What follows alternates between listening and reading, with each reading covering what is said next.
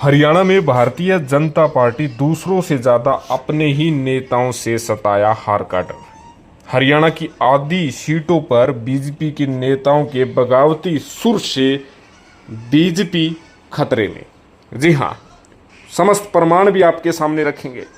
आपसे आग्रह है कि इस वीडियो को शुरू से अंत तक देखिएगा, चैनल को जरूर सब्सक्राइब कीजिएगा।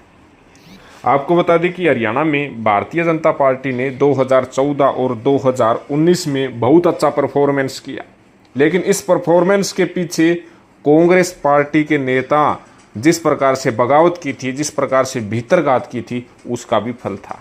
जो कांग्रेस पार्टी में पहले भीतरघात होता था, जो बगावत होती थी, जिसके कारण कांग्रेस को काफ़ी नुकसान हुआ, अब वही आशंका भारतीय जनता पार्टी में पैदा हो चुकी है।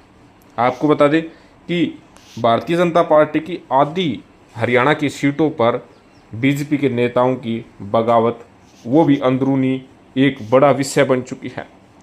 खुद मनोहर लाल खट्टर उस बगावत को दूर करने के लिए मैदान में कूद चुके हैं, लेकिन इसका फल कितना मिलेगा ये तो आने वाला परिणाम ही तय करेगा।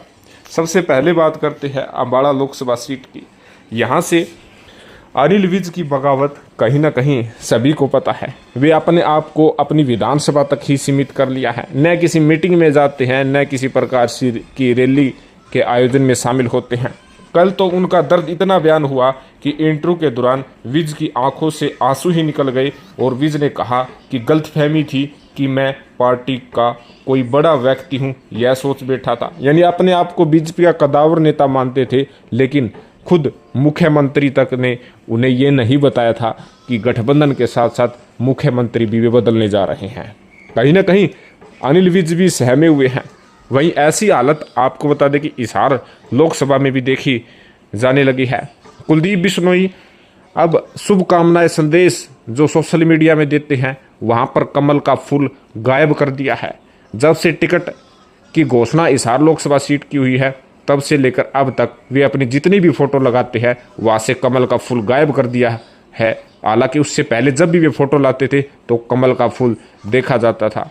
टिकट मिलने के बाद भव्य बिश्नोई ने तो सोशल मीडिया में भड़ास भी निकाली थी और कहीं ना कहीं कुलदीप बिश्नोई समर्थक बीजेपी को आड़े हाथों भी लिया था। और खुद पूर्व मुख्यमंत्री मनोहर लाल खट्टर ने तो कैमरी में हुई जनसभा में भजन लाल पर निशाना भी साधा था। कहीं ना कहीं कुलदीप फैक्टर भी हिसार में एक बड़ा जो है रुख अदा कर सकता है। और उसके साथ साथ अम्बाड़ा लोकसभा सीट की तो कहना ही क्या। अम्बाड़ा से सुनीता दुग्गल का भी दर्द जो है एक रैली में देखने को मिला। उन्होंने साफ तौर पर कहा कि उनकी नौकरी भी गई और टिकट भी गई। फेवरल पार्टी के तौर पर उन्होंने इस रैली को बताया। कहीं ना कहीं बड़े बड़े नेता अंदर खाने नाराज हैं। वहीं गुड़गांव लोकसभा सीट से राव इंद्रजीत सिंह का भी दर्द फूटा। उन्होंने कहा कि वे मोदी के नाम पर वोट मांग रहे हैं। बीजेपी में भी गुटबाजी देखी थी, कांग्रेस में भी देखी है, और उसके साथ साथ बीजेपी के काफ़ी ऐसे नेता हैं जो राव इंद्रजीत सिंह के एंटी गुट में आते हैं और इस चुनाव में राव इंद्रजीत सिंह के साथ दिख भी नहीं रहे हैं। राव इंद्रजीत सिंह की जब भी कहीं प्रोग्राम होता है वे पहुंचते ही नहीं हैं। और उसके साथ साथ रोहतक और सोनीपत का हाल आप देख सकते हैं कि किस प्रकार है। रोहतक से जहां दीपेंद्र सिंह हुड्डा बीजेपी के लिए सिरदर्द बने हैं, वहीं अपने नेताओं को संभालना भी मुश्किल हो चुका है। सोनीपत में भी ऐसी ही प्रतिक्रिया देखी जा रही है। रमेश चंद्र कौशिक गायब हो चुके हैं, मोहन लाल बड़ोली के साथ दिखते ही नहीं हैं। तो कहीं ना कहीं बीजेपी के अंदर खाने बगावत, भीतरघात की आशंका बढ़ती हुई नजर आ रही है।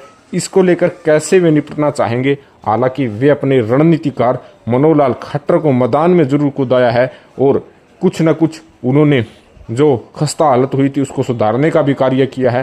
क्योंकि सिरसा से कांडा बंधुओं को पार्टी के साथ लाना और हिसार में कुछ नेताओं को सीख सिखाना और उसके साथ साथ रोहतक और सोनीपत और उसके साथ साथ करनाल में गुप्त अपनी मीटिंगें करना, बंद कमरे में गुप्त मीटिंगें भी खुद मनोहर लाल खट्टर कर रहे हैं, उससे कहीं ना कहीं बीजेपी पार्टी को कितना फायदा होता है ये तो चुनावी परिणाम ही पता चलेगा। लेकिन हरियाणा में कि भारतीय जनता पार्टी के लिए करीब 5 सीटों पर अपने ही नेताओं के भीतरघात की आशंका से जो है लड़ना पड़ेगा। उससे कितना नुकसान होता है, कितना फ़ायदा होता है, ये देखने वाली बात होगी। तो आपका इस विषय में क्या कहना है, कमेंट जरूर करें, चैनल को जरूर सब्सक्राइब करें। धन्यवाद, जय हिंद।